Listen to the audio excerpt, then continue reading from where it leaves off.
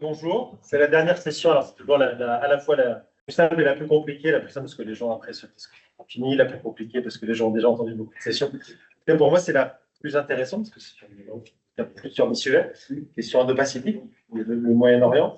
Donc, un panel sur le tournant transatlantique du Moyen-Orient vers l'Indo-Pacifique. On a beaucoup parlé de relations transatlantiques, de défense européenne, de guerre en Ukraine. Là, la question, c'est de faire un double focus régional, à la fois sur le Moyen-Orient et sur l'Indo-Pacifique. Et puis, après les présentations, peut-être de discuter des conséquences, évidemment, du retour de Trump à la Maison-Blanche, sur la politique américaine dans ces deux régions, mais aussi les conséquences pour l'Europe, positionnement européen, les choix européens, les opportunités pour l'Europe, etc. Alors, ces deux régions, elles sont intéressantes parce qu'on parlait du discours de Trump dans le panel précédent. Trump a très peu parlé du Moyen-Orient et de l'Indo-Pacifique dans son discours d'investiture. Il a parlé de la Chine, mais indirectement en parlant du Panama. Ensuite, dans les premiers appels passés par le président Trump, il y a eu des appels, alors aucun vers l'Europe, en dame des Européens, mais vers le Golfe, notamment avec, entre guillemets, 600 milliards annoncés d'investissement des Saoudiens des États-Unis, on y croit peu, 600 milliards. Il y a un appel, par exemple, avec le Premier ministre Modi. Donc, un focus, entre guillemets, sur le Golfe plus que sur le Moyen-Orient, et un début de focus sur l'Indo-Pacifique, mais en réalité à travers l'appel sur. Et la question qui se pose aujourd'hui, c'est quelles seront dans les 4 ans qui viennent les priorités stratégiques des États-Unis si on va au-delà des questions purement commerciales et comment les enjeux stratégiques, entre guillemets, vont être remis sur le devant de la scène. Encore une fois, pour l'instant, on parle avant tout de tarifs, de balance commerciale et autres, plus que d'enjeux stratégiques. Et sur ces questions, les signaux sont un peu contradictoires à la fois dans le Moyen-Orient et en Indo-Pacifique.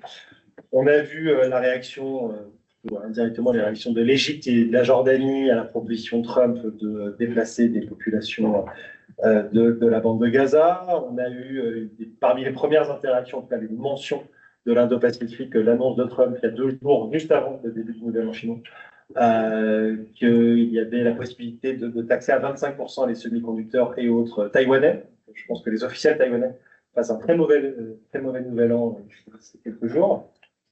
Et en même temps, la volonté de se rapprocher de Taïwan et d'autres. Des signaux qui sont pour l'instant, qui apparaissent pour l'instant contradictoires. La question d'un désengagement potentiel partiel de l'Europe vers un engagement, en tout cas une accélération de l'engagement vers l'Indo-Pacifique. Et une des grandes questions qui se posent pour nous les Européens, c'est en fait quelles seront les conséquences en matière potentiellement d'opportunisme, comment la Chine, la Russie, l'Iran peuvent potentiellement bénéficier de la politique américaine. Et comment, du point de vue européen, on peut éviter d'être en permanence dans la réaction, d'attendre le prochain mouvement de Trump et d'y réagir, ne plus être simplement dans le fait de subir, mais essayer de réfléchir à comment les Européens peuvent, de façon peut-être proactive, essayer de bénéficier ou de profiter de certains travers de l'administration Trump. Bon, des questions en permanence. Par exemple, est-ce qu'il faut réfléchir à une forme de multilatéralisme de compensation? Est-ce que si les Américains font moins, il faut qu'on fasse. Alors, on m'a dit qu'il ne fallait pas dire qu'on fasse plus, parce que la simplification, on a des moyens de limiter ça, mais de faire mieux. C'était si certains font moins, est-ce qu'on ne peut pas faire mieux? Si les Américains font moins sur le plan multilatéral, notamment au sein des enceintes onusiennes et autres, faut-il que les Européens, en partenariat avec d'autres acteurs, fassent peut-être plus pour éviter que la Chine le vide? Et donc là, c'est plein de questions qui vont se poser sur non seulement les conséquences directement pour nous dans la région, mais aussi le rebond de la politique américaine sur nos intérêts. J'ai déjà été beaucoup trop long, donc on va avoir 3 présentations. La première sur la Turquie en Syrie, ou l'impossible dialogue avec l'Occident, avec Behram, donc docteur en sciences politiques et surtout chercheur aux séries Sciences Po. Ensuite, on ira plus vers l'Asie centrale, avec la question de la rivalité des cohabitations de puissances étrangères dans la région, avec Marie, docteur en géographie, et aujourd'hui postdoc ici, donc la personne de l'Europe. Et puis ensuite, la double présentation avec Élise et Amélie sur la compréhension et l'analyse de la relation transatlantique à travers les regards des acteurs indiens et océaniens. Donc, Élise en thèse de sciences politiques à l'ULALCO. Et, non, pardon, double tutelle. Sous la double direction. Non, mais pardon, non. Il y a double direction, même c'est parce que. Pardon. Pas du tout les locaux. C'est ça, pardon. Mais je suis pas montré, pardon. Pardon. Et ensuite. Non, pardon. Non, oui, raconte n'importe quoi. Voilà, donc, sur, Élise, pardon, donc, sur la question des États océaniens, et Amélie, par contre, sur plutôt la pensée stratégique ou la culture stratégique. Donc, on va tout de suite commencer avec la question de la Turquie en Syrie. Bien, ben, merci beaucoup pour cette conférence, pour tous les organisateurs, toutes les organisatrices aussi, parce que je crois qu'il y avait plus d'organisatrices que d'organisateurs. Je tiens à le souligner, c'est important. Merci aussi de m'avoir mis dans un panel où je suis écarté des doctorants, ça me rajeunit énormément. Merci encore. Donc, j'ai décidé de parler beaucoup plus de la Turquie et de la Syrie parce qu'il me semble que c'est une question centrale au Moyen-Orient en ce moment et aussi parce que la Turquie en Syrie, ça a été un moment exceptionnellement fort de désaccord, de mésentente entre la Turquie et l'Occident. Et je pense que c'est important d'insister sur ce point-là. Et d'ailleurs, donc, pour revenir là-dessus, là, sans trop rentrer dans les détails de l'histoire des relations entre la Turquie et la Syrie, c'est qu'en fait, d'abord, il faut toujours partir un peu du passé, même si je ne suis pas historien, c'est qu'en fait, la Turquie et la Syrie se ressemblent énormément. Donc, ça fait partie de l'espace ex-ottoman ou post-ottoman. Donc, ça, c'est la première chose à souligner. Mais ce qu'il faut constater, c'est qu'en fait, depuis que les deux pays existent, ça a toujours été des relations très compliquées parce que les deux pays se positionnaient autant qu'il faut sur la scène internationale, dans le sens où tous les opposés au niveau idéologique, la Turquie pendant longtemps, et toujours, même si c'est compliqué, fait partie de l'Occident. La Syrie faisait partie du bloc de l'Est, donc ça crée des tensions. Il y avait aussi un contentieux territorial, partage des eaux du Tigre et de l'Euphrate, et aussi la question du séparatisme kurde, qui a été aujourd'hui très important dans le désaccord entre la Turquie et la Syrie. Par contre, avec l'arrivée de l'AKP en 2002 et là, le commencement de la présidence du régime de Bachar le fils et non pas le père, à partir de 2000, il y a une amélioration des relations de manière considérable entre les deux pays. À tel point qu'à un moment, à la veille de la crise des printemps arabes, pour la Turquie, la meilleure réussite de sa politique étrangère, c'est la Syrie. C'est-à-dire qu'il y avait un tel niveau de bonne entente qu'en 2010, la Turquie, la Syrie, la Jordanie et le Liban sont à la veille de la signature d'un accord, non pas de Schengen, mais de Schengen, parce qu'en arabe, Sham veut dire Damas. Il y avait l'idée de créer un espace économique commun. Ils avaient beaucoup travaillé, les relations étaient excellentes, les parlements turcs et syriens se réunissaient ensemble, et les deux couples, Erdogan-Bachar, qui se font faire la guerre bientôt, ils partent en vacances ensemble. Arrivé des printemps arabes, c'est tout le contraire qui se passe. La Turquie et la Syrie ne s'entendent pas du tout. La Turquie essaie désespérément de combattre Bachar de paix de réforme, y compris cosmétique, pour avoir un dialogue avec l'opposition. Ça ne marche pas. Et la Turquie et l'Occident, aussi de manière générale, il y a une participation, une volonté de faire déloger Bachar, et ça ne marche pas. Et de ce fait, la Turquie, après avoir essayé de convaincre Bachar de faire des réformes qui ne marchent pas, elle va s'inscrire dans une position à fond anti-Bachar, pré-rébellion. Elle va soutenir la rébellion d'une manière constante, politiquement, militairement, économiquement, à tous les niveaux. Et je crois que c'est surtout à ce moment-là, en fait, que la transformation du conflit syrien en guerre civile interne, ça va être un moment de très nette détérioration des relations entre la Turquie et l'Occident. Je pense qu'en Occident, on ne se rend pas compte à quel point ça a été très compliqué parce que les effets de la crise syrienne ont été nombreux pour la Turquie sur la Turquie. Ça a contribué à la dérive autoritaire en Turquie au niveau politique intérieur, parce qu'en fait, la Turquie, à la veille de la crise syrienne, elle avait trouvé un compromis avec le mouvement national kurde pour essayer de régler la question kurde. Et c'est en grande partie à cause de la mésentente des divergences entre la Turquie et le mouvement national kurde en Syrie, et de la manière dont l'Occident a tout misé sur les Kurdes en Syrie pour pouvoir faire face à Daesh, que ça a contribué à la rupture entre l'État turc et le mouvement national kurde. Et c'est surtout ça qui a contribué à une très nette détérioration de la démocratie en Turquie, avec arrestation, relance de la guerre, etc. C'est la première. La deuxième, c'est qu'en fait, c'est aussi au moment de la crise en Syrie, du fait de la crise en Syrie, en fait, que la Turquie a complètement fait un shift à l'Est, dans le sens où son incapacité et l'incapacité de l'Occident à dialoguer avec la Turquie dans la crise en Syrie fait que la Turquie va se rapprocher davantage des pays avec lesquels elle était en conflit avec la Russie, rapprochement avec la Russie, le rapprochement avec l'Iran, le dialogue avec la Chine va se faire parce que la Turquie a le sentiment que en Syrie, ses partenaires traditionnels occidentaux ne comprennent pas son souci sécuritaire, dans le sens où les effets négatifs de la crise en Syrie sur la Turquie, ça a été la dérive autoritaire, l'impact économique, la période de régime à gérer très compliqué, et aussi le sentiment qu'elle a des soucis sécuritaires que l'Occident ne comprend pas. Pour donner un exemple concret, la Turquie qui essaye d'intervenir en Syrie pour assurer sa sécurité,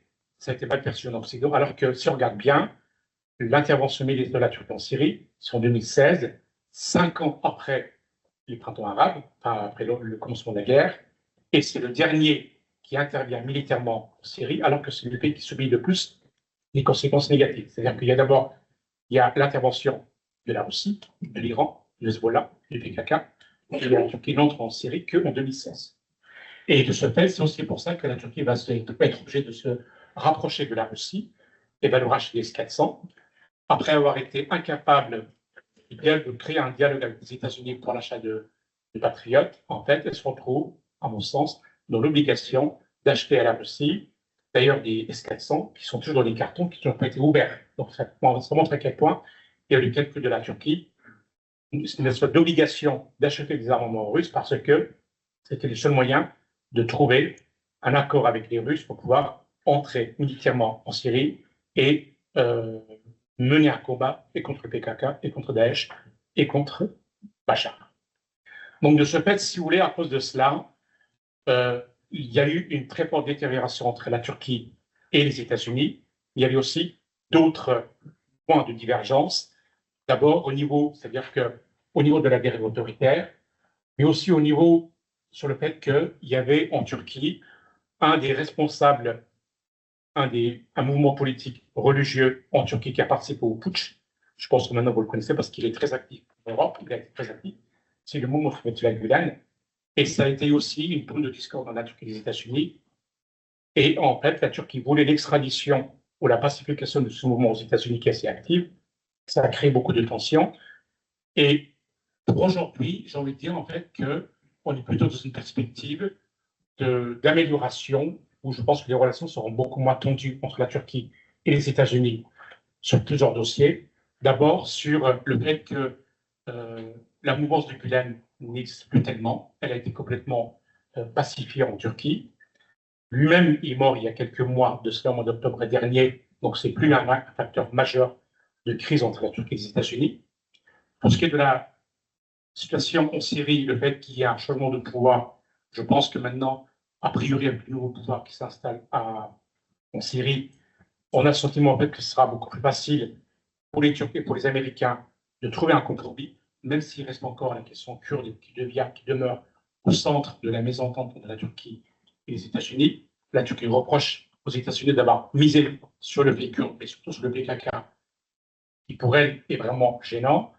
Et là, on a l'impression en fait que les États-Unis ont compris que depuis le changement de régime à Damas, les Kurdes eux-mêmes, ils sont en train de trouver probablement un accord entre la Turquie, son monde national kurde, et aussi avec le nouveau pouvoir, qui est un compromis sur la question kurde. Donc j'ai envie de dire en fait que, a priori, on s'achemine vers une relation turco-américaine beaucoup moins tendue qu'auparavant, et avec un Trump qui, certes, inquiète, mais qui est beaucoup moins hostile à la Turquie qu'il n'a été dans le passé. Sur les autres questions régionales, là aussi, entre la Turquie et les États-Unis, a priori, il y aura un dialogue beaucoup plus facile parce que ce qui posait problème, c'était, par exemple, dans le Karabakh, le fait que le Karabakh, maintenant, est sous le contrôle de l'Azerbaïdjan, ça crée vraiment de tensions.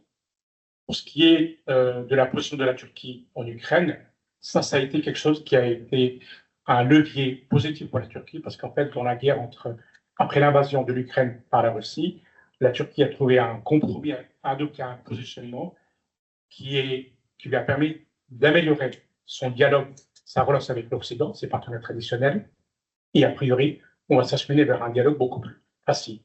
Mais en même temps, je dis ça, mais on sait très bien en fait que Trump est tellement imprévisible qu'en réalité, on ne sait pas en fait. Donc, je pense que ça dépendra aussi de comment les États-Unis perçoivent leur position, leur politique en Syrie. Pour l'instant, ce n'est pas encore très, très clair.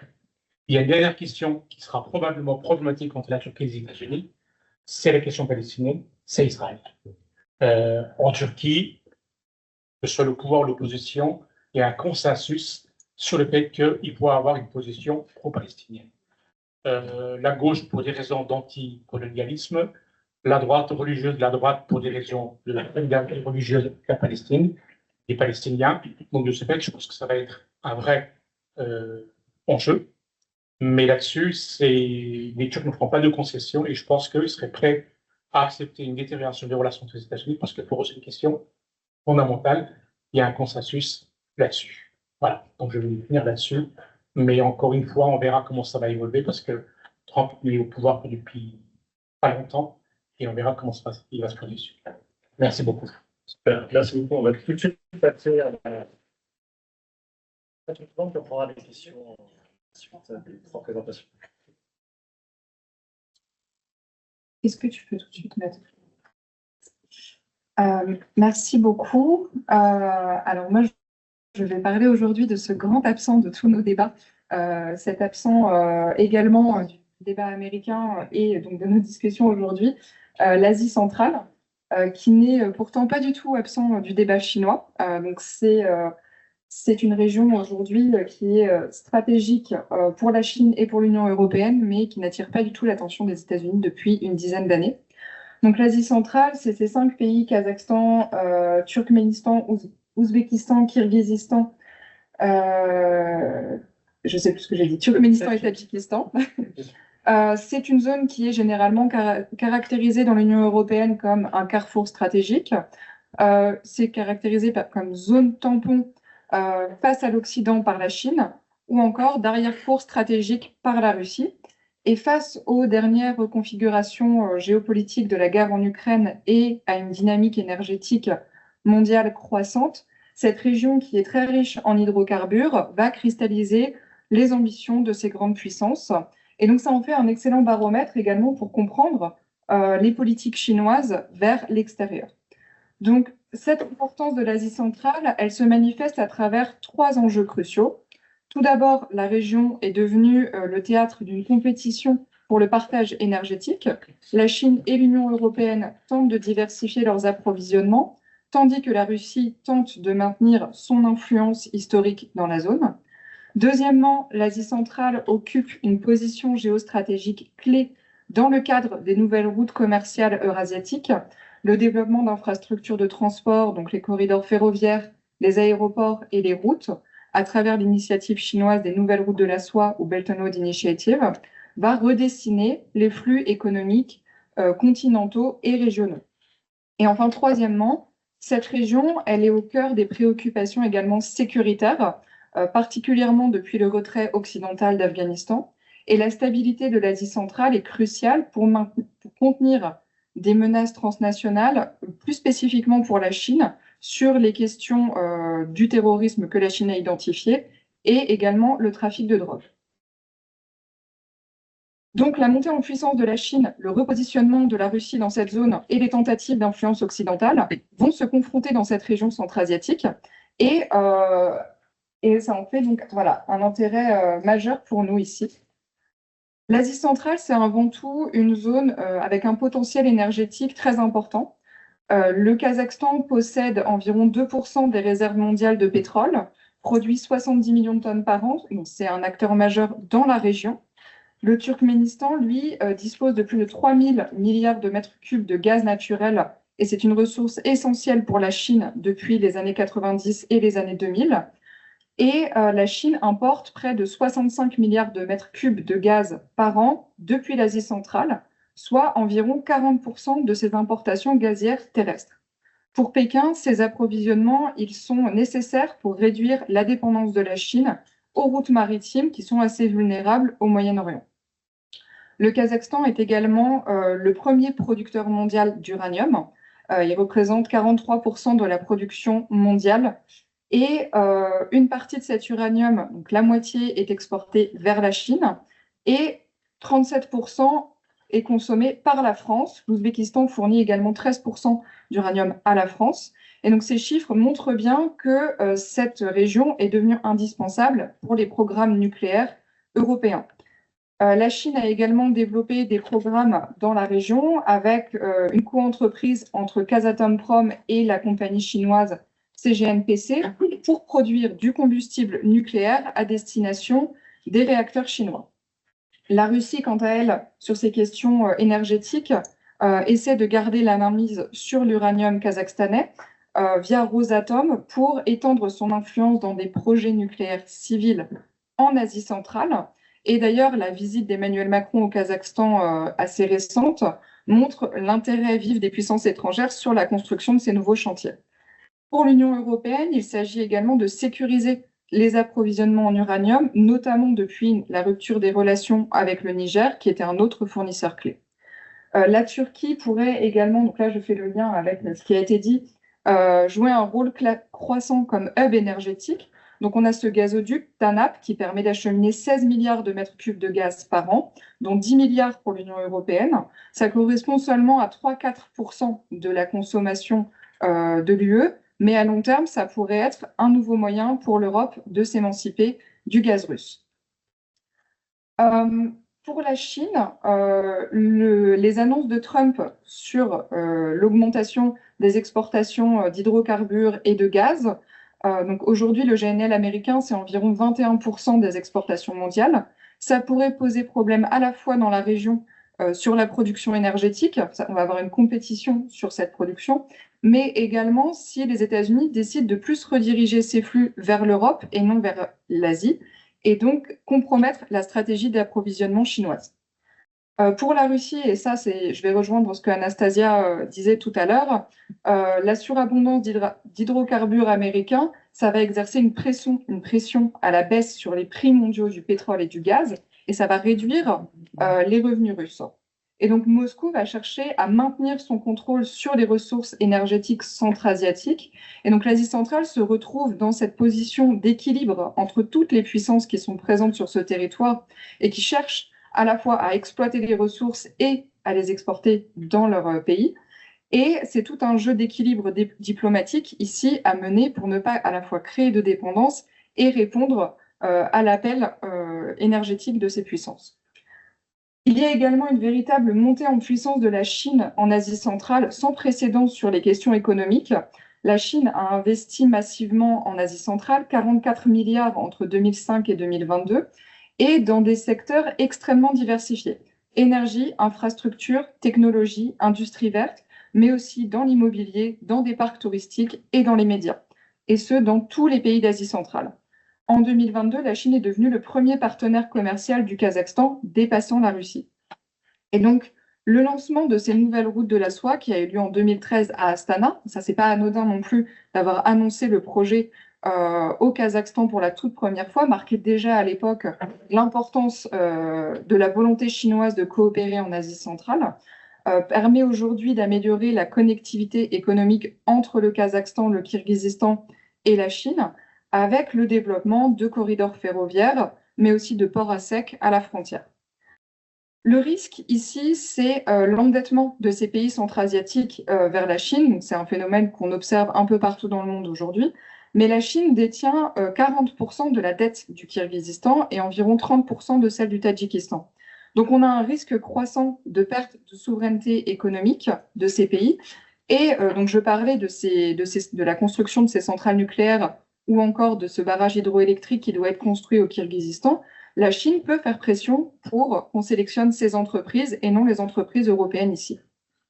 On a également un important soft power qui a été mis en place par la Chine dans cette région avec l'ouverture des instituts Confucius dès le début des années 2000 et des initiatives culturelles très importantes, mais aussi la construction d'hôpitaux ou d'autres infrastructures pour essayer de faire face aux résistances locales des populations. On a des manifestations anti-chinoises qui ont éclaté au Kazakhstan et au Kirghizistan depuis 2017, par peur à la fois de cette dépendance économique, mais aussi peur de ce que la Chine pourrait faire, pourrait envahir, et également pour répondre aux tensions ethniques croissantes dans la province du Xinjiang, avec des populations ouïghours, mais aussi kazakhs, kirghizes, donghanes et rouis qui sont dans ces camps de détention.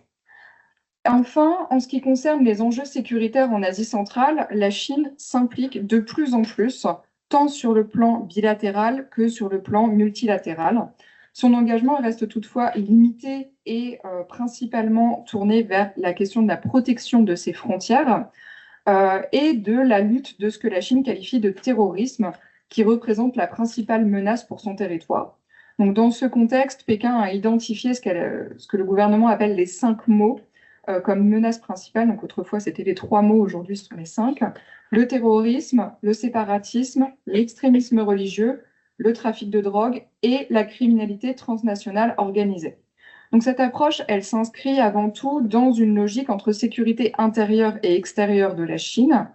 Et elle s'est adaptée de façon progressive suite au 11 septembre dans la région centra-asiatique. Ça a permis à la Chine de dénoncer les risques de djihadisme de montée du djihadisme dans cette région.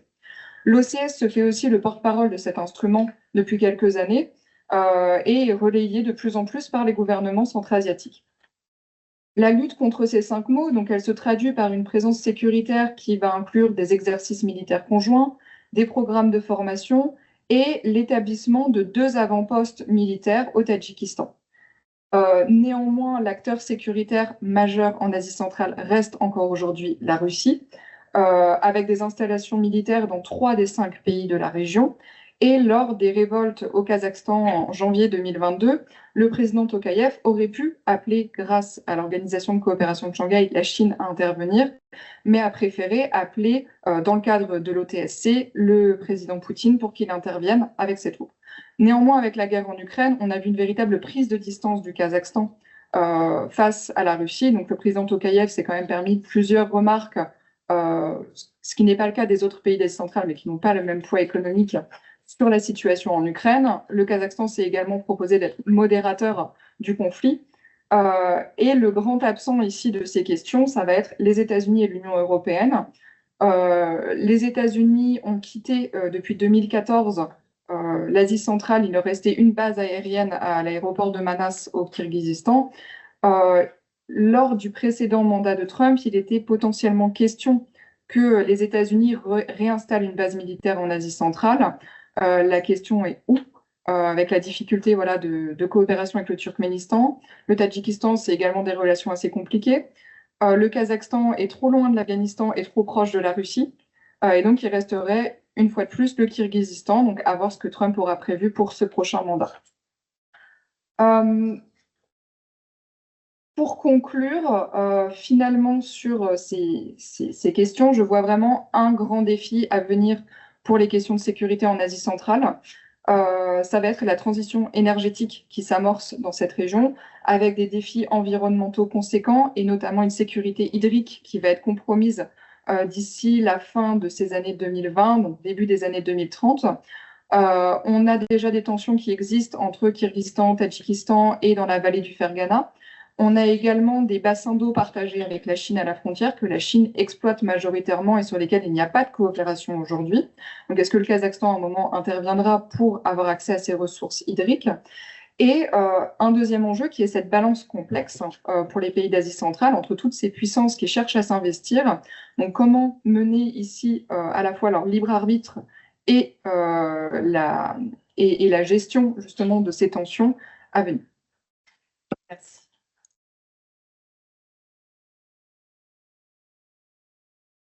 Merci beaucoup.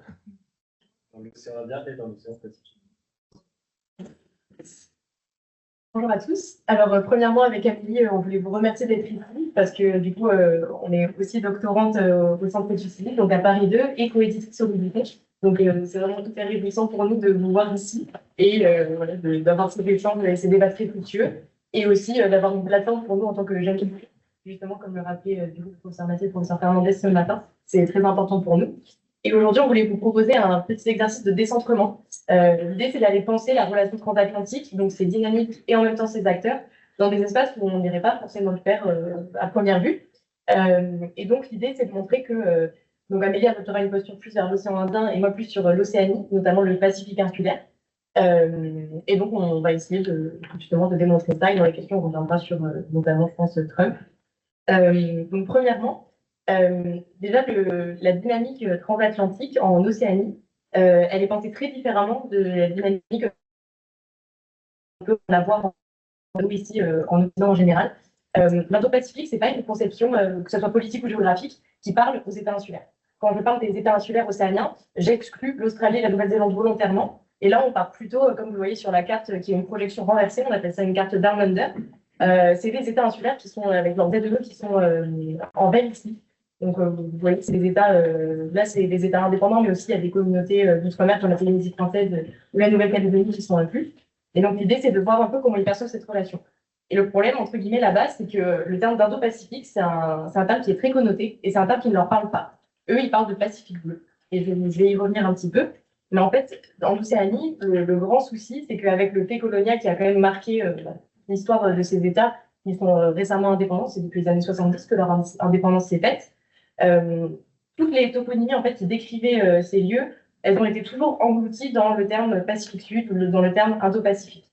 Et donc, ils sont en train de se réapproprier leur espace. Et eux, ils préfèrent parler en termes de Pacifique bleu. C'est un terme qui a été pensé pour décrire comment l'Océanie, en fait, au lieu d'être plein de petites îles éparpillées, est en fait un grand continent océan.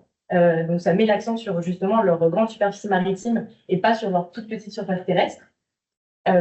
Et donc, c'est aussi pour montrer que ouais, ce continent océan n'est pas juste scattered everywhere, mais que justement, c'est un grand État assez lié et qui a une cohérence et une unité régionale pour peser dans un jeu de grande puissance où ils sont de plus en plus convoités et de plus en plus, justement, on tente de les influencer et en tout cas un peu de les acheter finalement. Et donc, on parle de Pacifique bleu. C'est un concept qui a vraiment été ancré dans le cadre régional, c'est-à-dire qu'en 2017, ils l'ont vraiment appliqué dans une stratégie qui a été érigée après en 2022, qui s'appelle la stratégie 2050 pour le continent bleu du Pacifique. Et donc, l'idée, c'est de montrer que l'Océanie et donc le Pacifique bleu, c'est vraiment un continent océan, mais de paix, de prospérité, de non-alignement. On en parlait avant, et pour eux, le non-alignement est très important, qui serait à rebours des conceptions justement indo-pacifiques. Parce que pour eux, l'Indo-Pacifique, et là je cite Steven Ratuva, qui est un chercheur néo-zélandais qui travaille là-dessus, pour eux, l'Indo-Pacifique, ça fait écho à des notions d'hégémonie, d'impérialisme et de militarisation. Et donc c'est tout à fait à rebours de eux, leur conception justement qui vont de leur espace et de leur zone. Et par exemple, un exemple très probant de cette différence de conceptualisation, ça a été le partenariat AUKUS, que vous connaissez tous, où en fait, AUKUS, certes, il y a une dimension où on peut voir ça comme une interconnexion entre du coup, les alliés européens et les alliés océaniens avec l'Australie et plus ou moins la Nouvelle-Zélande avec le pilier 2. Sauf que c'est aussi un signe en fait, et un symbole de militarisation pour les États insulaires qui, depuis 1985, considèrent que l'Océanie est une zone dénucléarisée. Donc pour eux, c'est vraiment à rebours de leur conception. Donc il faut penser que la relation transatlantique, quand elle parle de ce tournant indo-pacifique, pour les États du Pacifique insulaire, c'est une notion en fait qui n'a pas vraiment de sens et dans laquelle ils ne s'identifient pas forcément. Et donc dans cet espace-là, on constate un peu un double mouvement dans l'architecture de sécurité régionale qui est en pleine émergence et qui est en pleine recomposition. Donc d'une part, vous avez la multiplication des actions des grandes et des moyennes puissances, que ce soit la France, les États-Unis, l'Australie, la Nouvelle-Zélande, la Chine évidemment, et dans une autre moindre mesure, il y a l'Inde qui serait investie, le Japon, la Corée du Sud, tous ont un intérêt là-dedans. Et donc, ils sont en train de réinvestir la région massivement par une aide au développement qui est en pleine croissance, des initiatives aussi de diplomatie de défense croissantes, et aussi la signature d'accords de sécurité bilatéraux ou multilatéraux. Et donc, là-dedans, en tout cas, l'Union européenne, les États-Unis et la France, elles coopèrent énormément et ont un lien très étroit avec l'Australie et la Nouvelle-Zélande, parce que pour ces deux derniers États, le Pacifique, c'est vraiment leur précaré. Donc, c'est une coopération qui ne peut se faire que par eux et à travers eux, et d'ailleurs très souvent en adéquation avec eux et leurs souhaits. Et donc, on peut penser au Pacific Quad. Vous avez aussi le mécanisme France, qui là est lié entre la France, l'Australie et la Nouvelle-Zélande. Il y a aussi le Indo-Pacific Economic Framework for Prosperity, IPEF, et le Partners in the Pacific, dont vous avez peut-être entendu parler. sachant que la France ne fait pas partie de ces 2 dernières initiatives. C'est à noter qui ont été initiées par le Washington. Et donc, toutes ces grandes puissances se considèrent pas seulement des nations qui sont dans le Pacifique, mais vraiment des nations du Pacifique. Elles ont vraiment toute une rhétorique et un argumentaire pour démontrer le bien fondé de leur action là-dedans et pourquoi elles y sont, quels sont leurs intérêts et ce qu'elles peuvent y apporter. Donc, c'est des dynamiques qui sont très interconnectées, mais qui en même temps sont à géographie très variable. Et là-dedans, en plus, tous n'ont pas, les États insulaires n'ont pas la même perception des acteurs. Par exemple, l'UE, c'est pas vraiment un acteur qui parle aux États insulaires, même s'il y a une ambassadrice pour l'Union européenne dans le Pacifique, qui est basée au Fidji. Et c'est un peu en manque de visibilité de l'Union européenne. Le Canada a un peu le même souci, même s'il essaie de renforcer continuellement sa présence. Par exemple, en quelques chiffres, en 2021 et 2024, le Canada a fourni environ 4 millions de dollars d'aide internationale dans le Pacifique, ce qui est quand même assez considérable. Ils ont aussi créé une mission du Canada aux îles Fidji, qui est en train de s'établir, donc c'est assez intéressant. Et il s'appuie beaucoup sur l'initiative Kiwa, qui est l'initiative française d'aide au développement. Mais donc le Canada est aussi critiqué pour ça, parce qu'au final, en fait, il n'y a rien de spécifiquement canadien dans les initiatives canadiennes dans la zone. Et donc ça, c'était le premier mouvement. Et il y a un deuxième mouvement dans l'architecture de sécurité régionale, qui lui, là, est impulsé du côté des États insulaires, qui eux, en fait, cherchent à vraiment développer et approfondir leurs relations, que ce soit militaires bilatérales ou multilatérales, ou en tout cas sécuritaires. Et ils essayent vraiment de se réapproprier leur espace. Et donc, ça passe par une montée en puissance de leur souverainisme et par vraiment une volonté d'établir des mécanismes de coopération qui ne soient pas justement initiés par des grandes puissances qui ne seraient pas forcément résidentes à première vue du Pacifique bleu. Et donc, sur ça, ils ont notamment très dernièrement créé le Pacific Response Group. Donc là, c'est un mécanisme de coordination en fait en cas de catastrophe naturelle. Donc, on est vraiment dans des initiatives HADR qui sont bien mieux perçues que les initiatives en fait de défense pure et dure, parce que déjà, ce sont des États qui n'ont pas forcément d'armée. Il n'y en a que 3 en fait sur les 14 États indépendants dans le Pacifique Sud qui ont une armée. C'est les Tonga, les Tonga, le Vanuatu, c'est une paramilitaire, la Papouasie-Nouvelle-Guinée et les Fidji qui ont une armée. Et donc voilà, c'est des mécanismes en fait qui sont très différents de nous, comment on les conçoit. Et pour eux, le monde aussi est multipolaire. Donc ça aussi, c'est quelque chose qui est très intéressant de constater. Donc pour eux, si le monde est multipolaire, il faut diversifier les partenariats. Il faut avoir une politique un peu assurantielle face à cette compétition entre grandes puissances. Qui pour eux, et ils le disent ouvertement dans toute leur stratégie de sécurité nationale ou dans leur livre blanc de politique étrangère, c'est que la compétition entre grandes puissances, c'est un symbole, et pour eux, c'est une source d'incertitude. C'est-à-dire qu'eux, ils voient d'un très mauvais œil, justement, toute la panique géopolitique qu'a créé, qu'a entraîné, justement, le réinvestissement, la présence chinoise dans le Pacifique. Depuis 2022, particulièrement, c'est très, très prégnant, notamment aux îles Salomon et au Vanuatu, qui sont, qu'on identifie très vite comme les précaires de la Chine dans le Pacifique Sud. Mais là aussi, parfois, c'est très légitime et ça peut aussi être très biaisé et erroné. Donc, c'est intéressant d'y revenir. Mais donc, dans ces deux mouvements, ce qui est un peu le grand challenge pour la relation transatlantique, et en tout cas les acteurs de la relation transatlantique qui ont un intérêt dans le Pacifique Sud, c'est en fait finalement de faire valoir leurs intérêts stratégiques, qu'on connaît tous et qu'on a déjà discuté, dans une région qui cherche vraiment à s'en émanciper, qui cherche à se réapproprier son espace et à se réaffirmer, et qui en fait n'a pas forcément la même vision et les mêmes ontologies de pensée que nous. Donc c'est un vrai challenge. Ils ont aussi une image très dégradée. La crise calédonienne a été particulièrement violente pour notre image. Les États-Unis, ça a été un peu la même chose finalement, même si Joe Biden a quand même massivement réinvesti la région, donc en plusieurs ambassades, et envoyant aussi son secrétaire à la Défense. C'est quand même compliqué aussi pour eux de pérenniser en tout cas leur action là-bas. Et donc peut-être que le message, en tout cas ici, c'est peut-être de faire preuve d'imagination stratégique et d'essayer de réinventer un peu notre approche dans ces États, en tout cas dans une région qui est peu pensée et qu'on perçoit parfois comme un interstice entre d'autres sphères d'influence. Et c'est le message, en tout cas, on a essayé de faire passer aujourd'hui. Merci.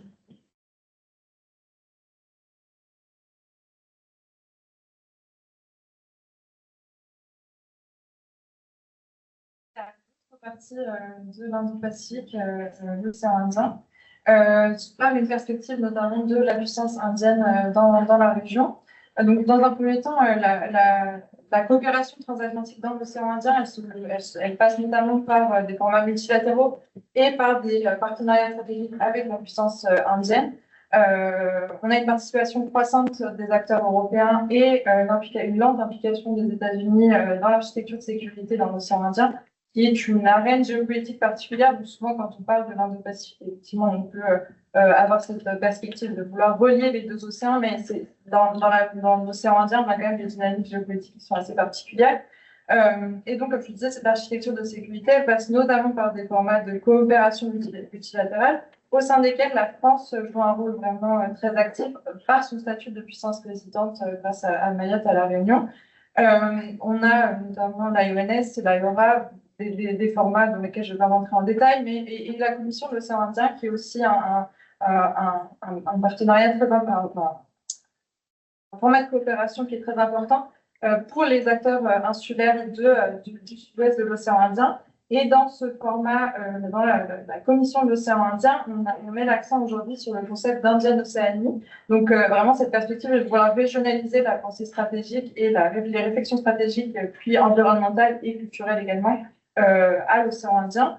Et en matière de coopération multilatérale, on peut évidemment parler du Quad, même si le Quad, pendant longtemps, n'a pas souhaité s'impliquer de manière trop importante dans l'océan Indien.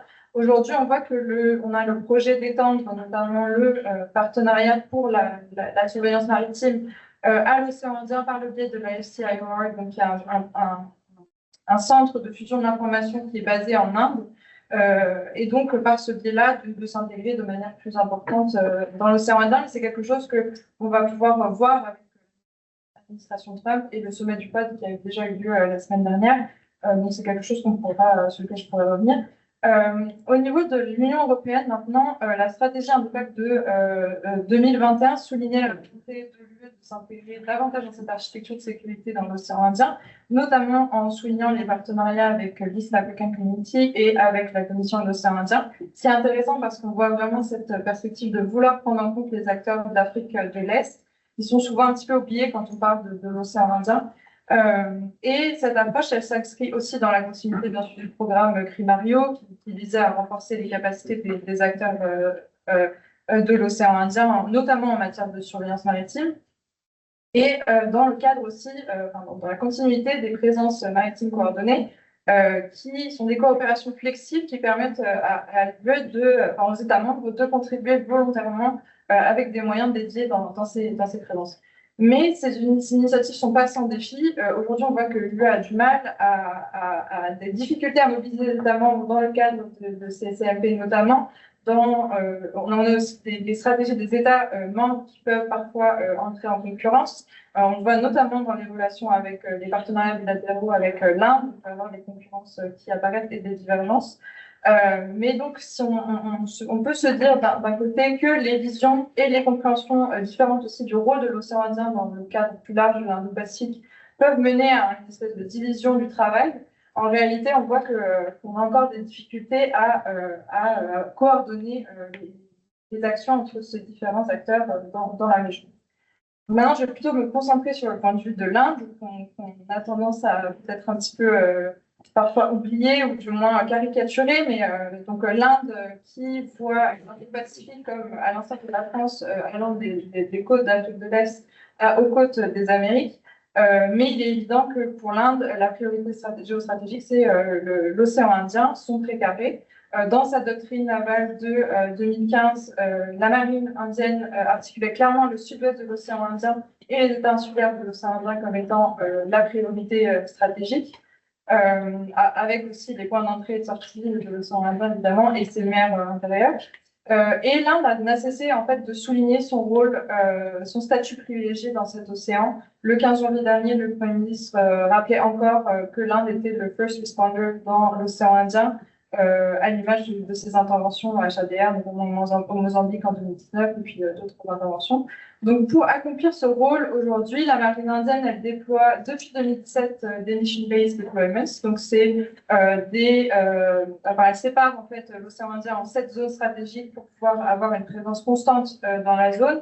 Ces déploiements, ils ont vraiment pour objectif d'étendre la zone couverte par sa surveillance maritime, de détecter l'entrée de navires chinois, notamment dans l'océan Indien, Et puis également d'agir en tant que first responder, premier intervenant, en cas de catastrophe naturelle. Et comme le disait Elise, c'est aussi quelque chose qui est beaucoup mieux vu, évidemment, dans la région, d'avoir une position sur le sujet des catastrophes naturelles plus que sur le sujet de la militarisation et le sujet de la Chine. L'Inde rencontre toutefois des difficultés à mener ses déploiements, notamment en raison de ses capacités maritimes qui sont très limitées. En fait, la marine indienne, pendant longtemps, a été complètement le corps d'armée qui était un petit peu négligé en Inde. L'Inde se voyait vraiment comme une puissance continentale en mettant l'accent sur ses deux frontières au nord. Aujourd'hui, quand on parle de deux frontières en Inde, on parle de la frontière continentale et de la frontière maritime. Donc, on a vraiment un changement de pensée stratégique qui a encore du mal à se concrétiser dans les capacités de la marine indienne. Évidemment, ça prend beaucoup de temps. Et c'est dans cette perspective qu'en fait, les partenaires européens et dans une certaine mesure aussi les États-Unis sont particulièrement importants pour l'Inde aujourd'hui. Donc l'Inde a vraiment une préférence pour des coalitions souples et non contraignantes dans sa pensée stratégique. C'est quelque chose qui revient beaucoup. L'Inde a toujours refusé la perspective d'une alliance militaire, donc ça on l'a vu à multiples reprises. Elle a toujours préféré les partenariats stratégiques et, comme je disais, des coalitions souples.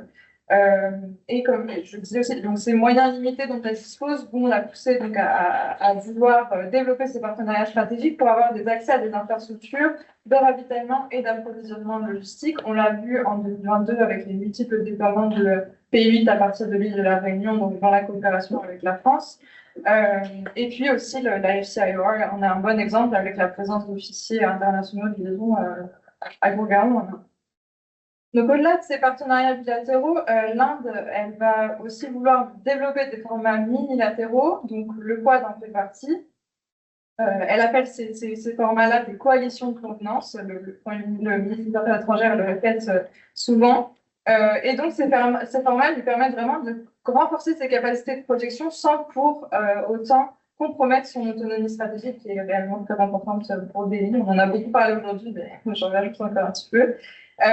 Et ces formats incluent aussi des formats trilatéraux. On a eu les trilatérales Australie-France-Inde qui peinent encore un petit peu à tenir ces promesses. La trilatérale EAU-France-Inde également. Donc ce tissage de cette architecture de sécurité dans la zone, il se fait progressivement, mais il n'est pas sans poser problème. Tout d'abord, on peut mentionner les divergences entre l'Inde et les États-Unis sur la compréhension du droit de la mer. Il y a eu une FONOP menée en 2021 qui avait mené à des tensions et à une réaction assez forte de New Delhi parce qu'elle n'avait pas accepté. Donc, il y avait eu toute des tensions autour de ça. On peut aussi mentionner les tensions avec le Canada, même si, bien sûr, l'ambition canadienne n'est pas d'aller se déployer dans l'océan Indien. Mais les tensions aujourd'hui entre le Canada et l'Inde, les relations qui sont au plus bas actuellement, vont considérablement compliquer la réalisation de la partie de la stratégie canadienne sur l'Indo-Pacifique relative à l'Inde, qui était très importante. L'Inde est présentée comme un des partenaires les plus importants. Aujourd'hui, je pense que les choses sont un petit peu plus compliquées. Mais au-delà de ces divergences bilatérales, je voulais souligner que les partenaires internationaux ne sont pas nécessairement les plus importants en fait, pour l'Inde aujourd'hui dans la zone. Les acteurs insulaires prennent vraiment une place de plus en plus importante dans la pensée stratégique de l'Inde dans cette zone en mettant l'accent sur la Neighborhood First Policy et l'initiative aussi Security and Growth for All in the Region. Donc ça, c'est vraiment quelque chose que l'administration Modi il a vraiment mis l'accent dessus. Il a fait beaucoup de visites dans les îles de la zone, aux Maldives, Maurice, aux Seychelles et au Sri Lanka également. Et donc, l'Inde en profite pour étendre son radar côtier et ses bases dans la région, avec les bases à Galega. Et puis, elle cherche aussi à préserver une certaine primauté sur ses relations, étant parfois perçue comme peut-être essayant de garder la primauté sur ses relations dans la région. Et enfin, bien sûr, le principal sujet de préoccupation pour New Delhi dans l'océan Indien, c'est la Chine aujourd'hui. La présence chinoise, et c'est un enjeu sur lequel les partenaires transatlantiques n'ont pas nécessairement la même perception. Déjà, la plupart des acteurs européens n'ont pas forcément beaucoup d'intérêt pour la région, manquant à la fois de volonté et de capacité pour agir. à l'exception sûrement de la France, évidemment, et puis peut-être du Royaume-Uni. Mais l'Inde, aujourd'hui, redoute véritablement, et je pense qu'on peut le voir un peu sur la carte, mais une stratégie d'encerclement chinois dans l'océan Indien, entre la concession d'Hambantota au Sri Lanka, le port de Gwadar au Pakistan plus au nord, et puis la baie de Djibouti. Donc, c'est plusieurs points vont faire peur, vont vraiment mettre l'accent sur cette peur de la stratégie d'encerclement.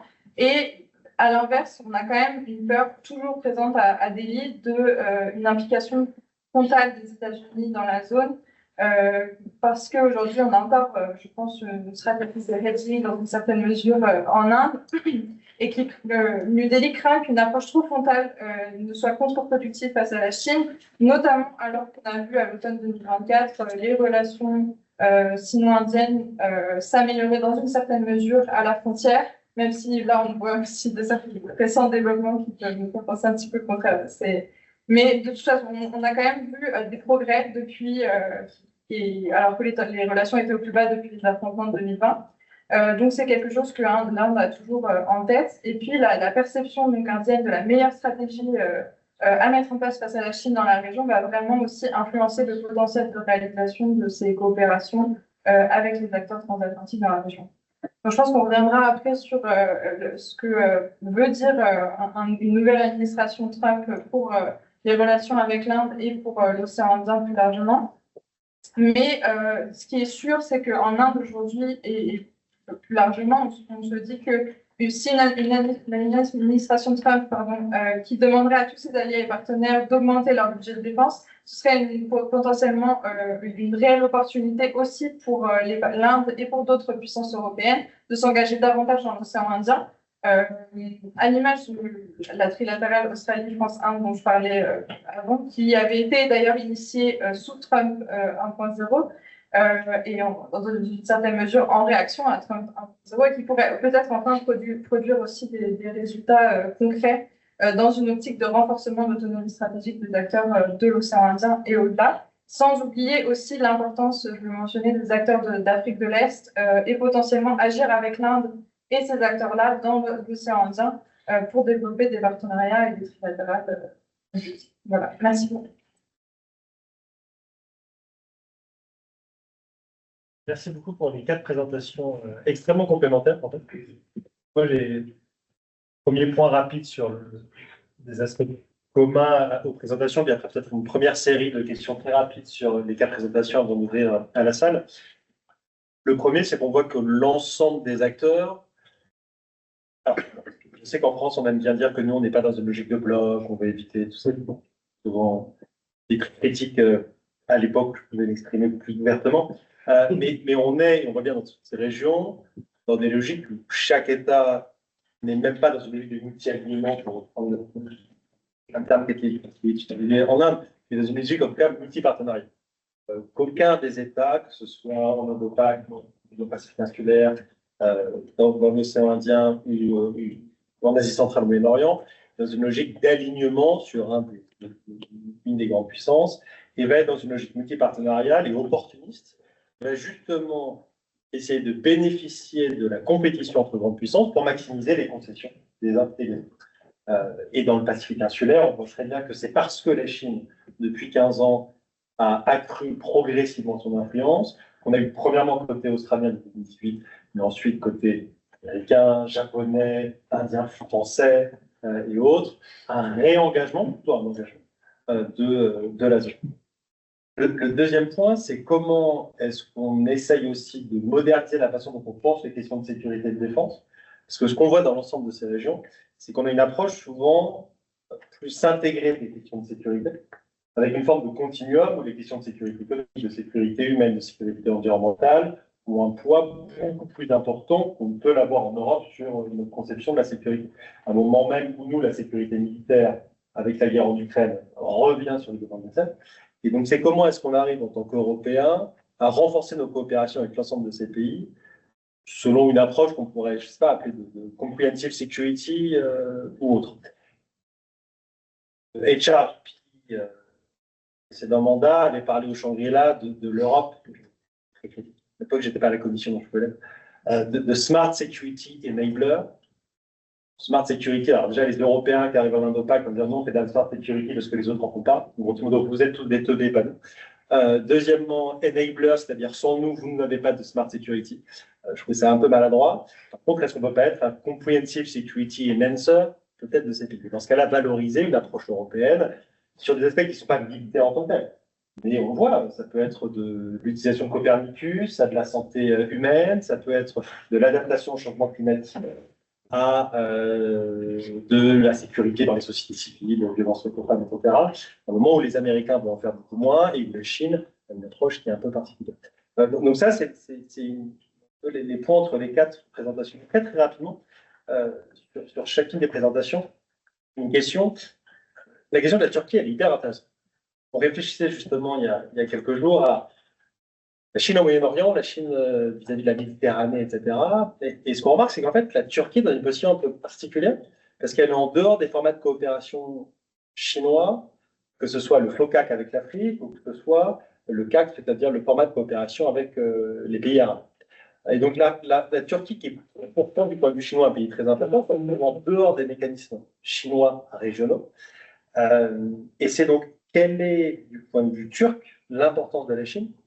Et est-ce que la Turquie, dans la compétition chinoise et autres, va pouvoir essayer de s'en servir comme d'un levier?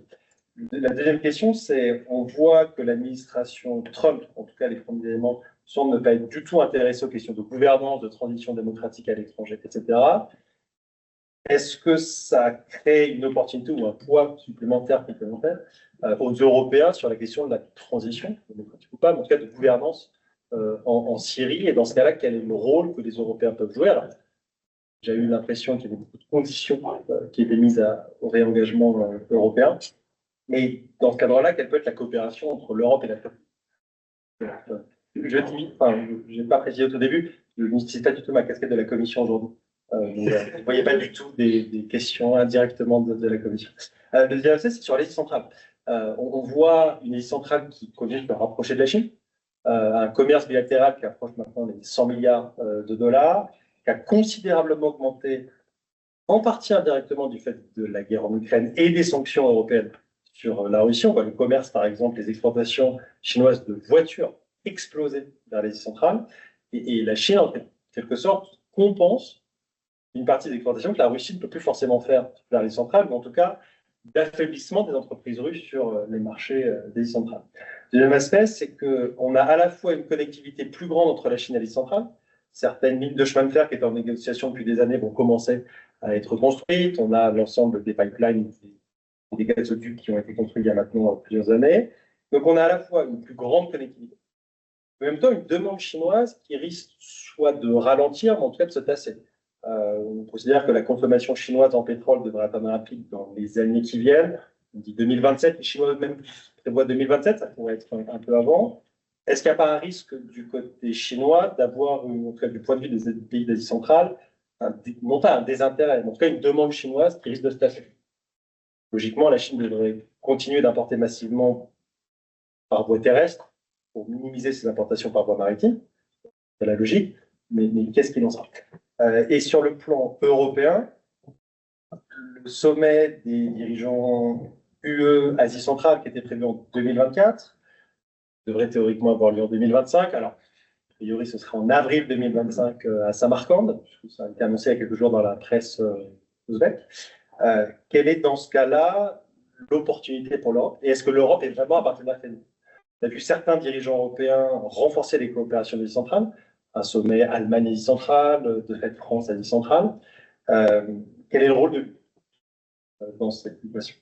Très rapidement sur le Pacifique insulaire, moi, le premier point qui m'amuse toujours, c'est qu'on fait toujours le lien entre UE et ASEAN, mais on ne fait jamais le lien, en termes de très très peu d'articles, sur le lien entre UE et le Forum du Pacifique, où largement UE est proche, le mécanisme de coordination de l'ensemble des organisations régionales du Pacifique insulaire.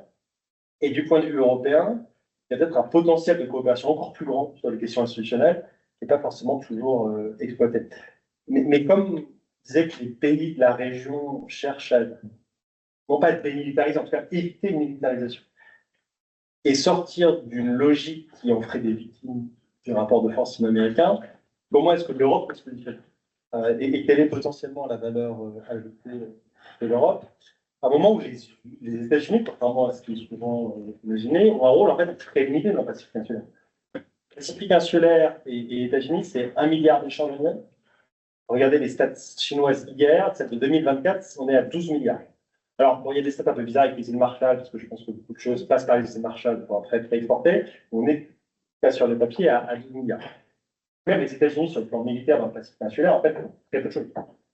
Ce sont des gardes de côte, plus que la marine, et la présence américaine, elle est en cours de renforcement, mais en fait, paradoxalement, elle est relativement limitée. On a la réouverture de centres pour la diplomatie publique, les Américains réunissent le Peace Corps dans la région, mais avec des vrais problèmes pratiques dans Vanuatu. Vous n'avez pas d'hôpital considéré comme étant international, et donc le gouvernement américain ne peut pas envoyer de jeunes. Parce qu'on considère qu'en cas de problème sanitaire, on n'aurait pas sur place les conditions réunies. C'est paradoxal quand on voyait des Peace Corps dans des pays en développement. Et donc c'est dans ce cadre-là quel peut être le rôle de l'Union européenne, à un moment où l'UE fait beaucoup. Alors, on prend des 4 millions pour le Canada. Voilà. L'Europe, en matière d'aide au développement, 2021-2027, c'est 750 millions. En même temps, l'Europe est assez peu visible dans la région. Est-ce qu'il y avait une opportunité de faire mieux? Plus. Moetai Brotherson, le président de Polynésie française, était à Bruxelles il y a quelques jours. Il a rencontré le Pico. Il a invité la présidente von der Leyen à participer au prochain forum des îles du Pacifique, qui aura lieu aux îles Salomon en septembre. Est-ce que.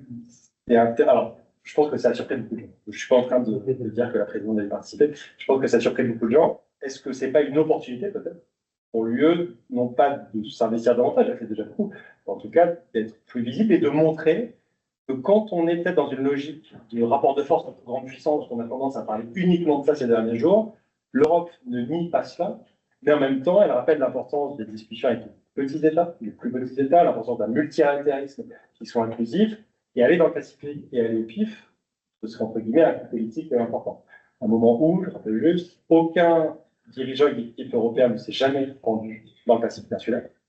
Président de la Commission, président du Conseil, HRVP. La HRVP Mogherini est en Nouvelle-Zélande, quelques vies en Australie, mais jamais dans le Pacifique insulaire. Côté européen, il y a eu la ministre des Affaires étrangères allemand en 2021. Il a fallu attendre 2023 pour avoir un président français et une ministre des Affaires étrangères française. Et donc, ce serait un double coup, c'est-à-dire participation d'un dirigeant européen et en même temps dans la région. Et dernier point sur l'océan Indien. Enfin, déjà, dans l'Indo-Pacifique, moi, je mets ma paroisse, ce serait plutôt le côté océan Pacifique, mais le fait que l'océan Indien, c'est le plus important pour les Européens, parce que nos flux commerciaux passent avant tout dans l'océan Indien, plus que dans le Pacifique, clairement pas dans le Pacifique insulaire. Et donc, c'est comment les Européens peut-être réussissent à mieux conceptualiser ce qu'ils font dans l'océan Indien, y compris sur le plan militaire, alors pas forcément au niveau de l'UE, mais au niveau des États membres. Et clairement, quand on parle de présence militaire coordonnée, en disant parfois en mer de Chine méridionale, etc., c'est plus facile de le faire dans l'océan Indien, y compris parce que beaucoup plus de marines européennes peuvent projeter dans l'océan Indien que dans la mer de Chine méridionale. Et donc là, la question c'est comment est-ce que les Européens peut-être peuvent faire mieux et quelles sont les marges de manœuvre, en tout cas les opportunités qui présenteraient. Un moment où, ça a été annoncé il y a quelques jours, la présidente a annoncé à Davos qu'elle se rendrait en Inde. Ça devrait être à la fin du mois de février. C'est une visite non pas seulement de la présidente de la commission, mais du collège. Pas d'éléments pour l'instant, mais on a en fait un partenariat stratégique UE1 qui arrive à son terme en 2025. Il faut le renouveler. Quel est le potentiel UE1? Qu'est-ce que pourraient attendre les Indiens de ce partenariat? Et comment les Indiens pourraient, entre guillemets, sortir par le haut de cette rivalité sino-américaine en attendant dans la voie des euros. C'est une question un peu désordonnée. Puis après, on... Bien.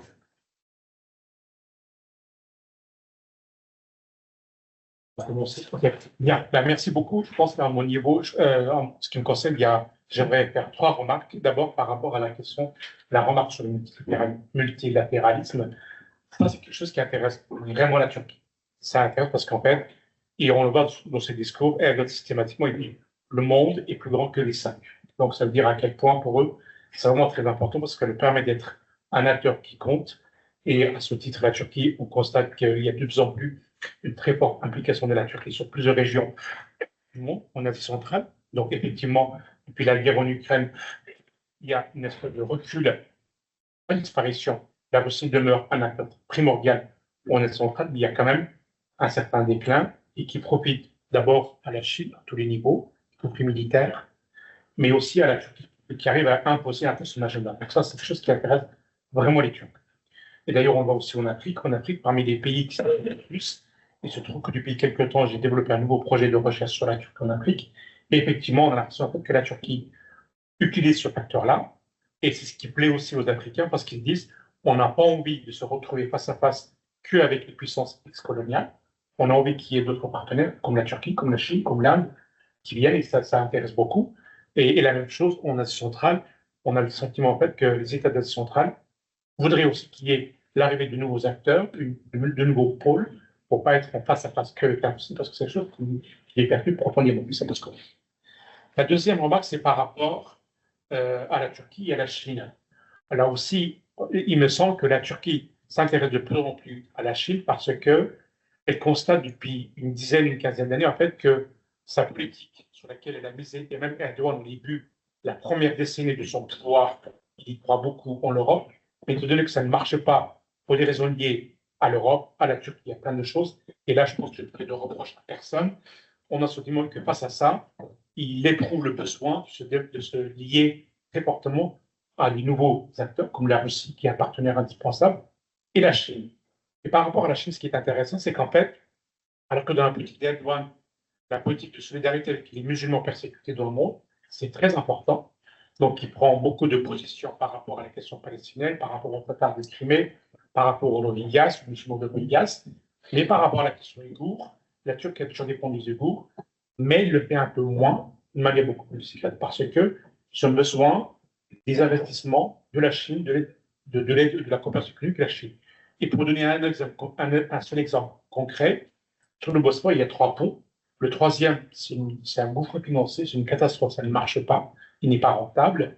Et en fait, une fois de plus, ceux qui viennent rendre les choses rentables, je ne sais pas comment ils pensent les Chinois, mais en fait, ils sont intervenus économiquement, enfin, lapsus, pour rendre ce pont, je dirais, rentable, et ça pour ça. Et la même chose, il se trouve que aussi en Afrique, certains gisements pétroliers que les Français et les Européens trouvent pas rentables, inintéressants, ou certains ponts, et ben, en fait, les Chinois, ils interviennent, je ne sais pas comment ils font, ils les rendent rentables. Donc, de ce fait, pour la Turquie, la Chine, c'est un partenaire économique fondamentalement important, et en plus, c'est un partenaire économique qui, au niveau des droits de l'homme, n'a pas d'ingérence parce que les Chinois seraient mal placés pour donner des leçons à la Turquie.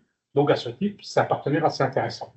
Pour ce qui est de la Syrie, je pense que, évidemment, si on regarde bien l'évolution du conflit en Syrie, si depuis le début, il y a 2 pays qui ont une position stricte, constante, claire, définie par rapport à Bachar, c'est la Turquie et le Qatar. Depuis le début, ils misent sur le départ de Bachar. Et même si, depuis 2 ans, les Turcs essaient d'avoir un dialogue avec Bachar, il n'a pas réussi, ce n'était pas dans une perspective de normalisation, c'était aussi une façon de mettre la pression sur lui pour faire quelque chose. Et à ce titre, quel pourrait être le rôle de la Turquie? Vous avez dit démocratisation. Je serais beaucoup plus prudent. C'est que la Turquie aura un rôle important, ne serait-ce que par la géographie, une frontière de 900 km, ça c'est la première. Deuxième, c'est qu'il y a 4 millions de réfugiés syriens en Turquie, ça donne un levier. Deuxième, c'est qu'en fait, la Turquie occupe militairement une partie du territoire syrien, une partie de l'armée nationale syrienne qui est sous la coupe de la Turquie. Et cinquièmement, même ce qui pose problème à la Turquie, c'est le fait qu'une région de la Syrie est occupée par les Kurdes, par le PKK. Et en fait, les PKK, même s'ils sont la Turquie en guerre avec eux, c'est quand même des gens de Turquie. Donc, de ce fait, même là, ça donne un levier. Donc, de ce fait, je pense que la Turquie va être un partenaire incontournable pour la création d'une nouvelle Syrie. Et je dirais que depuis 10 ans, il y avait 3 États qui régissaient de fait la Syrie. C'était la Russie, l'Iran et la Turquie. Et sans dépendre de la position de la Turquie, je dirais que c'est la politique la moins pernicieuse des trois, ça reste quand même de la Turquie. C'est-à-dire qu'elle a quand même pris position contre Bachar, elle a aidé économiquement, militairement l'opposition. Sans la frontière, avec l'arrivée des convois humanitaires depuis la Turquie, ça n'a jamais été tenable. Et de ce fait, je pense que la Turquie va être un acteur pour d'abord, avant de démocratiser, surtout de pacifier, de reconstruire, d'aider la Syrie, les réfugiés à revenir. Et de ce fait, je pense que la Turquie sera un acteur important avec les Européens. Et je pense qu'il faut faire abstraction de la figure agaçante de Erdogan. Ça reste quand même, je pense que la Turquie est beaucoup plus grande que Erdogan. Et travailler avec la Turquie pour l'intérêt de la Syrie avant tout, parce que je pense que, et je ne veux pas faire de reproches à l'Europe, mais on peut quand même dire qu'on n'a pas beaucoup aidé les Syriens depuis 10 ans. Et de ce fait, je pense que maintenant, on a le devoir de les aider. Et avant de donner des leçons de fait de ceci, fait de cela, je pense qu'il faut d'abord donner la leçon, donner la parole aux Syriens. Et la Syrie, ben, le nouveau pouvoir, c'est quand même triste de dire qu'il y a 10 ans, on aurait pu faire un compromis pour qu'il y ait une alternative à Bachar. On n'a pas fait parce qu'on n'a pas eu, on a eu peur des islamistes, c'est une peur légitime. On a fait 10 ans après, ils reviennent. 10 ans après, ils sont au pouvoir. Et en 10 ans, il y a eu 500 000 morts, 13 millions de déplacés, destruction. Et puis Poutine nous a coincés en Syrie si on avait fait preuve de force et de détermination. Je pense que si on avait arrêté à Alep, si on avait arrêté ces crimes en Syrie, il n'aurait jamais eu le courage de faire ce qu'il a fait en Crimée, en Ukraine. Et là, quelque part, je savais qu'on a payé le prix de notre faiblesse en Syrie. Et c'est aussi pour ça qu'il y a eu l'Ukraine. Et de ce fait, je pense qu'il faut tirer conclusion de cela et travailler ensemble pour qu'il y ait une nouvelle série qui se crée, une série conservatrice, parce que les Syriens, qui soient chrétiens, musulmans, même les Kurdes qu'on présente comme séculiers, les Kurdes, de leur majorité, c'est quand même conservateur. Il faut accepter qu'une série conservatrice parce que, de toute façon, toute la société est conservatrice. Merci beaucoup. Merci Antoine pour ces questions. En ce qui concerne l'augmentation du commerce Chine-Asie centrale, notamment par le prisme de la guerre en Ukraine, on a donc il y a plusieurs facteurs à prendre en compte ici. Le premier, c'est qu'on a aussi énormément de Russes qui sont allés en Chine pour exporter des marchandises, passant majoritairement par Corgos et Dostik. Et pour la plupart, ils avaient des visas étudiants pour pouvoir circuler entre tous les pays. Donc c'est assez difficile déjà de mesurer précisément aussi tout ce qui a été exporté en termes de voitures notamment. Quelle est la part qui est vendue en Asie centrale, quelle est la part qui part en Russie. Et c'est la même chose sur énormément d'autres produits manufacturés, dont par exemple des drones, où c'est assez difficile de savoir ce qui est vendu. On a aussi beaucoup d'exportations qui ont été faites de pays européens vers l'Asie centrale, au Kirghizistan et au Kazakhstan. Donc, quand l'Union européenne commençait à parler de potentielles sanctions sur l'Asie centrale, c'était un peu délicat, puisque il était à sanctionner ici. Maintenant, en ce qui concerne les questions énergétiques et du pétrole qui est exporté, il y a plusieurs projets d'extension prévus par la Chine sur les oléoducs et les gazoducs. Donc, même si la Chine arrive à un pic dans les années qui viennent, je pense qu'elle a plutôt intérêt à sécuriser ses approvisionnements qui vont, au contraire, être beaucoup plus sûrs que ceux qui vont venir du Moyen-Orient et par bateau, et en plus encombrer les côtes est de la Chine qui sont déjà saturées pour la logistique. Et donc, on a vraiment ces chemins bis qui vont permettre et de passer par le Xinjiang, d'envoyer aussi plus de population dans la province du Xinjiang, majoritairement des Han, et de continuer ce processus de réappropriation de la province. Et les pays centra-asiatiques sont très demandeurs de toute façon. Alors après, le Kazakhstan a quand même mis des limites depuis son indépendance sur les présences étrangères, en empêchant toute entreprise étrangère d'être actionnaire majoritaire dans que ce soit pour le forage du pétrole ou sur les questions du gaz. Donc le Kazakhstan reste toujours méfiant sur ces présences-là, mais l'arrivée de Tokayev au pouvoir a quand même changé un peu la donne. Bon, Tokayev reste voilà, très proche du pouvoir russe, mais il a aussi fait une grande partie de ses études à Pékin. Il parle chinois Et il y a une vraie coopération qui est menée entre les deux présidents depuis l'arrivée de Tokayev au pouvoir. Et est-ce que ça pourrait pas aussi être un moyen pour le Kazakhstan de s'émanciper de plus en plus de la tutelle russe en se rapprochant de la Chine, qui a donc ses partenariats économiques à développer. Là où je vois une difficulté, c'est qu'on a une vraie dualité d'opinion au Kazakhstan et en Asie centrale de manière générale, entre les élites politiques et les populations locales, qui elles sont particulièrement méfiantes face à l'arrivée de la Chine, alors que les élites y voient avant tout un atout économique. J'en ai discuté avec quelques chercheurs centra-asiatiques il y a 2 semaines, donc à qui je posais les questions de justement ces tensions ethniques qui ont lieu dans la province du Xinjiang, comment est-ce que les populations réagissent et les élites. Et leur réponse, c'est de toute façon, ce sera business first. Et ça, malheureusement, il y a peu de réponses qu'on peut donner aux pays centra-asiatiques là-dessus. En ce qui concerne l'Union européenne, et ça rejoint finalement un peu cette logique aussi de Comprehensive Security Enhancer dont je parlais, je pense que si l'Union européenne essaie de s'intégrer dans les réseaux centra-asiatiques, on ne peut pas refaire des routes de la soie bis, parce que ça existe déjà, les tracés sont faits, et ils fonctionnent très bien. Ça va plutôt être comment est-ce qu'on va, par exemple, sur des zones logistiques comme celle de Corgos, encourager des entreprises européennes à aller s'installer et à coopérer, et pas à créer une zone à côté de Corgos pour refaire la même chose. Et pour le moment, il y a très peu d'entreprises étrangères qui circulent à Corgos ou à Dostik. On n'a pas prévu de s'impliquer non plus dans le projet ferroviaire CKU entre la Chine, le Kirghizistan et l'Ouzbékistan. Et là où on a aussi une vraie opportunité, c'est travailler avec les populations les plus jeunes.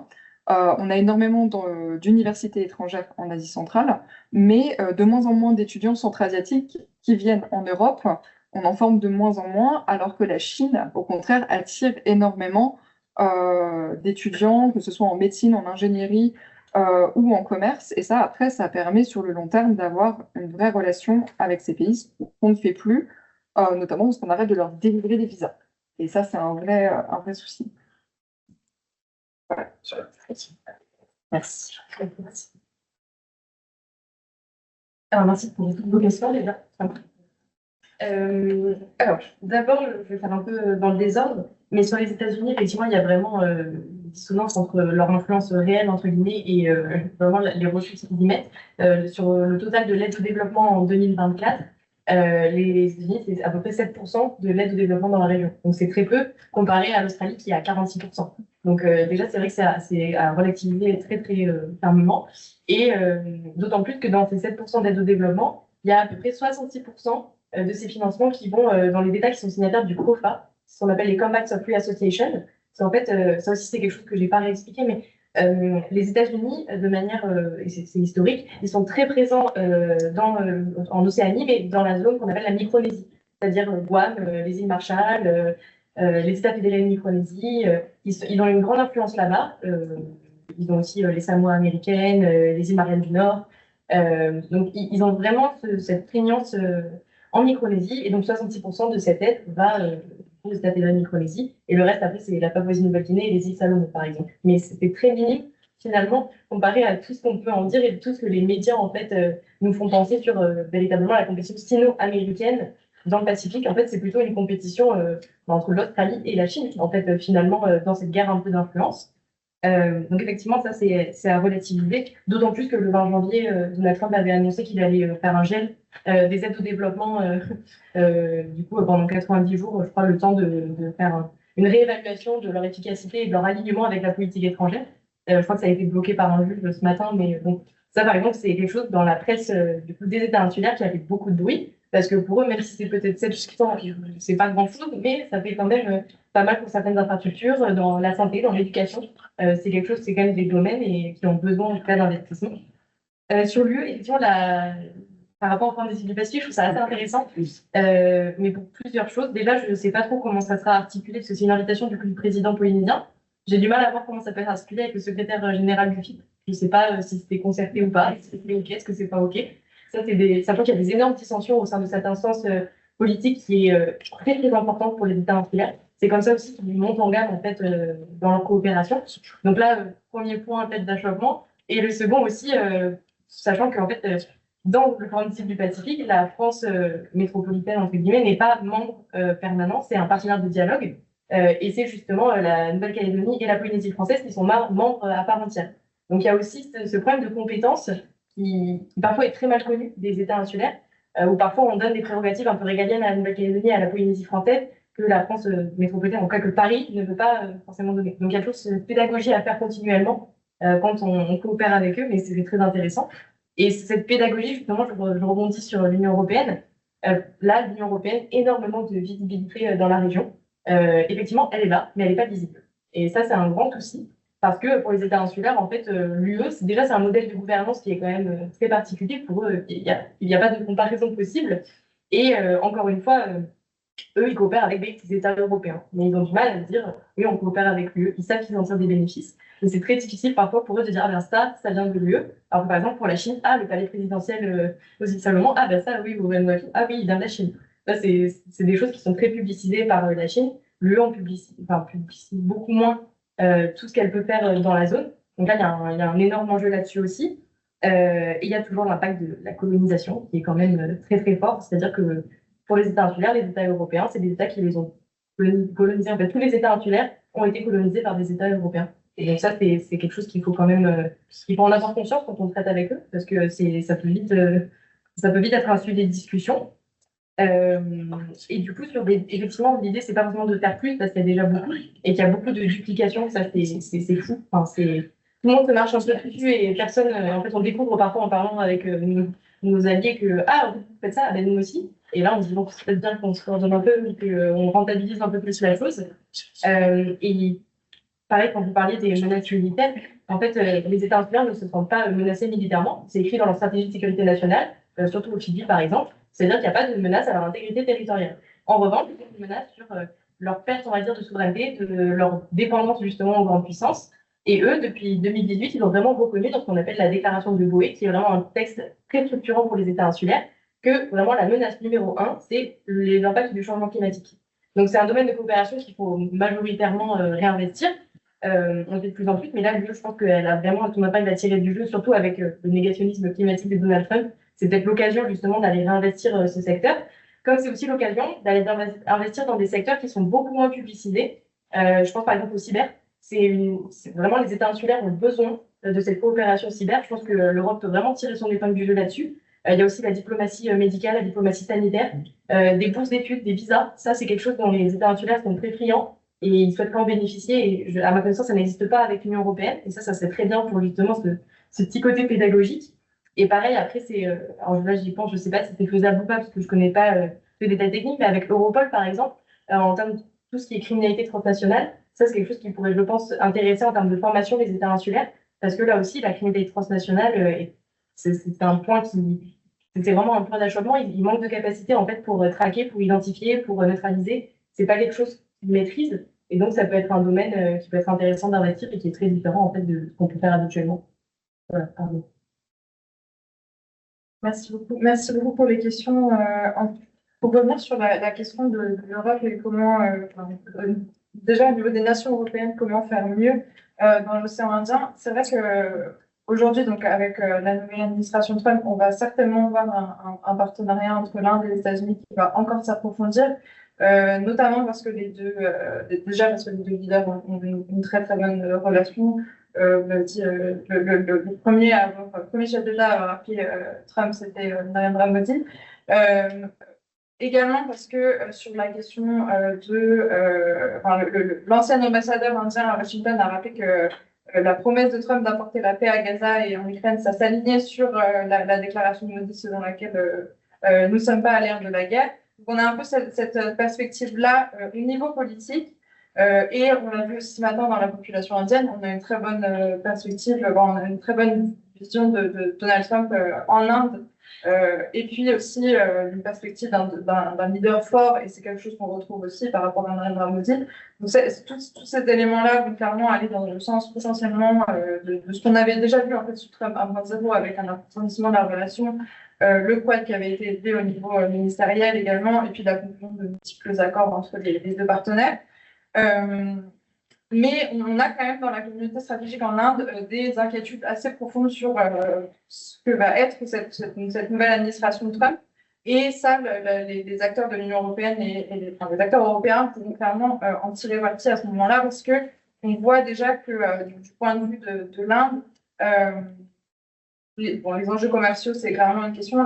L'enjeu de l'immigration, c'en est une autre. Mais on a aussi cette perspective selon laquelle le Make in India, qui est la perspective vraiment de Modi, de nationaliser toute la production en termes d'armement, pourrait poser problème dans la relation avec la vision America First de Donald Trump.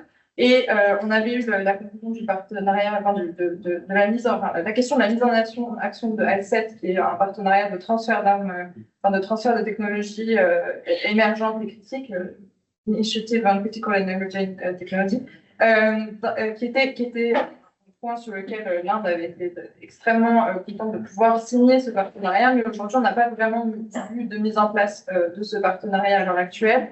Et la question se pose encore aujourd'hui, donc ça c'est quelque chose sur lequel les acteurs européens pourraient progresser, c'est sur la question des transferts de technologie, la question des partenariats et de la production, la coproduction en Inde d'armement.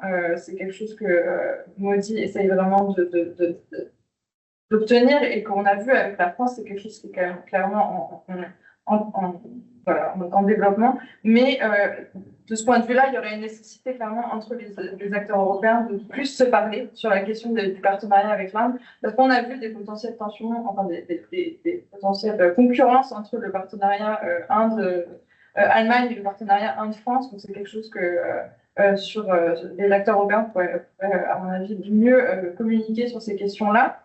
Sur la question de l'environnement, on a aussi clairement une opportunité pour les acteurs européens et pour l'Union européenne de continuer à agir dans le développement de ces actions HADR, dans le développement des capacités de surveillance maritime des États de la région aussi pour pour pouvoir répondre en cas de catastrophe naturelle plus rapidement que ce qu'on a pu voir dans le passé récent. Du point de vue des États insulaires de la région, il y a un autre point qui est un peu qui est en cours de résolution potentiellement, c'est le point des îles Chagos. Sur est-ce que le Royaume-Uni va attendre apparemment c'est comme ça que ça va se passer, mais va devoir consulter Trump avant de pouvoir restituer va vouloir consulter Trump avant de restituer les îles Chagos à Maurice. Donc c'est quelque chose qui est aussi très important pour les États insulaires, évidemment. Du point de vue de l'Inde, qu'est-ce que l'Inde peut attendre du partenariat entre l'UE et l'Inde en 2025, donc ce qu'on disait. À mon avis, c'est peut-être aussi, au-delà de l'océan Indien et d'une plus grande implication dans cette région, c'est aussi une implication potentiellement en relation avec l'Inde, évidemment, mais dans le reste de l'Asie du Sud et avec des pays qui aujourd'hui se retrouvent dans cette situation également de devoir faire avec l'influence chinoise et avec l'influence indienne qui sont constamment en position et qui dans les politiques intérieures, donc que ce soit au Bangladesh, que ce soit au Népal, que ce soit au Sri Lanka, on a toutes ces dynamiques-là qui se retrouvent en Asie du Sud. Et sur la question du Bangladesh, c'est vraiment très intéressant, mais Donald Trump avait montré une position plus parallèle et similaire à l'Inde, à la position indienne, en disant que le nouveau gouvernement intérimaire depuis cet été de Mohamed Yunus était beaucoup plus, était en train de, je ne sais plus les mots exacts, mais il avait une position de violence barbare à l'égard des hindous au Bangladesh, ce que l'Inde pense, mais qui n'était clairement pas la position de Joe Biden sur cette question-là. Donc on voit potentiellement un alignement des positions américaines et indiennes sur la question du Bangladesh. Mais sur la question du développement des capacités dans les États de la région, je pense que l'Union européenne et les acteurs européens pourraient profiter aussi potentiellement de certaines tensions avec les États-Unis pour avoir une meilleure action et pour également agir en trilatéral, comme je le disais tout à l'heure, aussi avec les États d'Afrique de l'Est. On l'avait vu avec potentiellement une trilatérale France-Inde-Mozambique, par exemple, pour agir dans l'océan Indien. On va déjà dépasser le temps, donc je pense qu'on va s'arrêter là, sauf s'il y a vraiment une question urgente. Mais non, donc tant mieux. Donc, merci beaucoup à nos 4 panélistes. Je crois qu'on a 5 minutes de break, c'est ça 5 minutes. Euh,